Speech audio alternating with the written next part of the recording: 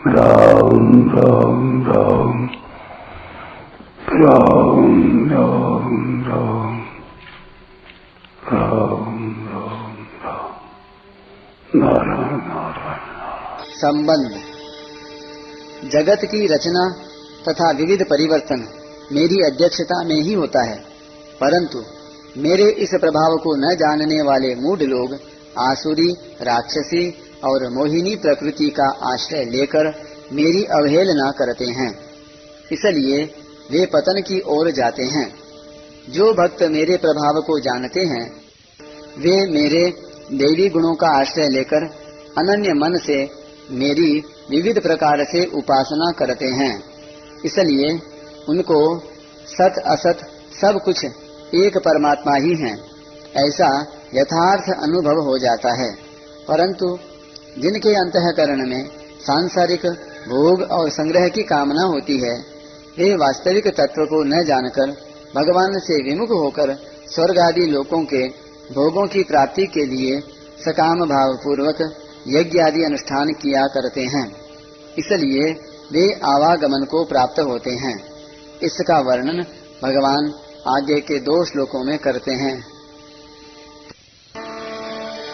त्रैवेद्या मां सोमपाः पूत पापा यज्ञैरेष्ट्वा स्वर्गतिं प्रार्थयन्ते ते पुण्यमासाद्य सुरेन्द्रलोक मस्मन्ति देव्यान् दिवि देव भोगान्।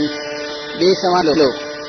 वेदत्रयी में कहे हुए सकाम अनुष्ठान को करने वाले और सोमरस को पीने वाले जो पाप रहित मनुष्य यज्ञों के द्वारा इंद्र रूप से मेरा पूजन करके स्वर्ग प्राप्ति की प्रार्थना करते हैं, वे पुण्य के फलस्वरूप इंद्र लोक को प्राप्त करके वहां स्वर्ग में देवताओं के दिव्य भोगों को भोगते हैं।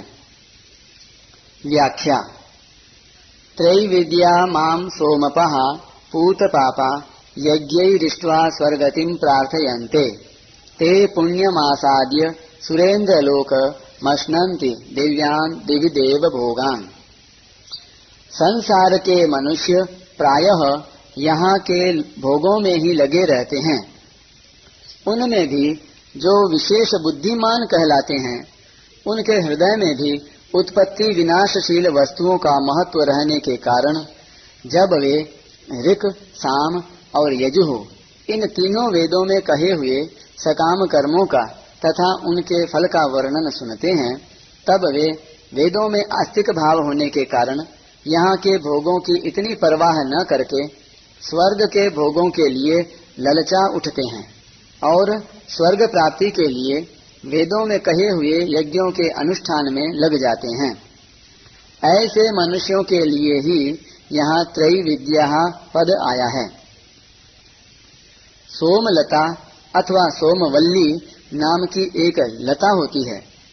उसके विषय में शास्त्र में आता है कि जैसे शुक्ल पक्ष में प्रतिदिन चंद्रमा की एक एक कला बढ़ते बढ़ते पूर्णिमा को कलाएं पूर्ण हो जाती हैं और कृष्ण पक्ष में प्रतिदिन एक एक कला क्षीण होते होते अमावस्या को कलाएं सर्वथा क्षीण हो जाती हैं, ऐसे ही उस सोमलता का भी शुक्ल पक्ष में प्रतिदिन एक एक पत्ता निकलते निकलते पूर्णिमा तक 15 पत्ते निकल आते हैं और कृष्ण पक्ष में प्रतिदिन एक एक पत्ता गिरते गिरते अमावस्या तक पूरे पत्ते गिर जाते हैं। पंचांगयुग पंचदशच्छराज्या सर्पाकृति शोणित पर्वदेशा सा सोमवल्ली रसबंध कर्म करोति एका दिवसोपनीता करोति सोमवृक्षोऽपि रसबन्धवधादिकम् पूर्णिमा दिवसानीतस् तयोर्वल्ली गुणाधिका कृष्णे पक्षे प्रगलति दलम् प्रत्यहं चैकमेकम् शुक्लेऽप्येकम् प्रभवति पुनर्लम्बमाना लता स्युः तस्या कन्दः कलयति तराम् पूर्णिमायां गृहीतो बद्ध्वा सूतम् कनकसहितम् देहलोहं विधत्ते इयं सोमकला नाम वल्ली परम दुर्लभा अनया बद्ध सूतेन्द्रो लक्षवेदी प्रजायते। रसेंद्र चूड़ामणि ग्रंथ से जिसके 15 पत्ते होते हैं, जिसकी आकृति सर्प की तरह होती है, जहाँ से पत्ते निकलते हैं वे गांठें जिसकी लाल होती हैं, ऐसी वह पूर्णिमा के दिन लाई हुई पंचांग से युक्त अर्थात मूल, डंडी, पत्ते, फूल और फल से युक्त सोमवल्ली पारद को बद्ध कर देती है।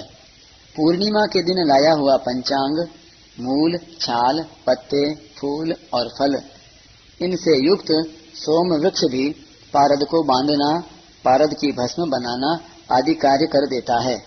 परंतु सोमवल्ली और सोम वृक्ष इन दोनों में सोमवल्ली अधिक गुणों वाली है। इस सोमवल्ली का कृष्ण पक्ष में प्रतिदिन एक एक पत्ता झड़ जाता है और शुक्ल पक्ष में पुनः प्रतिदिन एक एक पत्ता निकल आता है। इस तरह यह लता बढ़ती रहती है। पूर्णिमा के दिन इस लता का कंद निकाला जाए तो वह बहुत श्रेष्ठ होता है।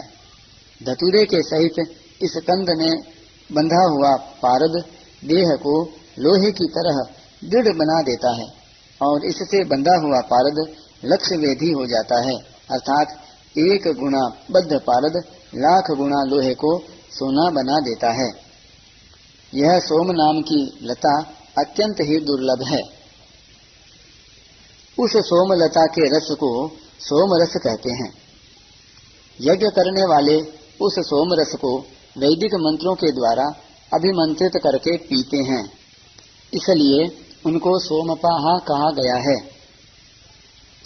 वेदों में वर्णित यज्ञों का अनुष्ठान करने वाले और वेद मंत्रों से अभिमंत्रित सोम रस को पीने वाले मनुष्यों के स्वर्ग के प्रतिबंधक पाप नष्ट हो जाते हैं, इसलिए उनको पूत पापाहा कहा गया है। भगवान ने पूर्व श्लोक में कहा है कि सत असत सब कुछ मैं ही हूँ, तो इंद्र भी भगवत स्वरूप ही हुए। अतः यहाँ माम पद से इंद्र को ही लेना चाहिए, क्योंकि सकाम यज्ञ का अनुष्ठान करने वाले मनुष्य स्वर्ग प्राप्ति की इच्छा से स्वर्ग के अधिपति इंद्र का ही पूजन करते हैं और इंद्र से ही स्वर्ग प्राप्ति की प्रार्थना करते हैं। स्वर्ग प्राप्ति की इच्छा से स्वर्ग के अधिपति इंद्र की स्तुति करना और उस इंद्र से स्वर्गलोक की याचना करना, इन दोनों का नाम प्रार्थना है। वैदिक और पौराणिक विधि विधान से किए गए सकाम यज्ञों के द्वारा इंद्र का पूजन करने और प्रार्थना करने के फलस्वरूप वे लोग स्वर्ग में जाकर देवताओं के दिव्य भोगों को भोगते हैं। वे दिव्य भोग मनुष्य लोक के भोगों की अपेक्षा बहुत विलक्षण हैं। वहाँ वे दिव्य शब्द, स्पर्श, रूप, रस और गंध इन 5 विषयों का भोग करते हैं, यानी अनुभव करते हैं। इनके सिवाय दिव्य नंदनवन आदि में घूमना, सुख आराम लेना, आदर सत्कार पाना, महिमा पाना आदि भोगों को भी भोगते हैं। परिशिष्ट भाव। यहाँ ऐसे मनुष्यों का वर्णन हुआ है जिनके भीतर संसार की सत्ता और महत्ता बैठी हुई है और जो भगवान की अविधि पूर्वक उपासना करने वाले हैं। ऐसी मनुष्यों की उपासना का फल नाशवान ही होता है। समग्र रूप के अंतर्गत होने से सब भगवान ही हैं, इसलिए यहाँ इंद्र के लिए भी माम पद आया है। मनुष्य लोक की अपेक्षा पवित्र होने से इंद्र लोक के लिए पुण्यम पद आया है।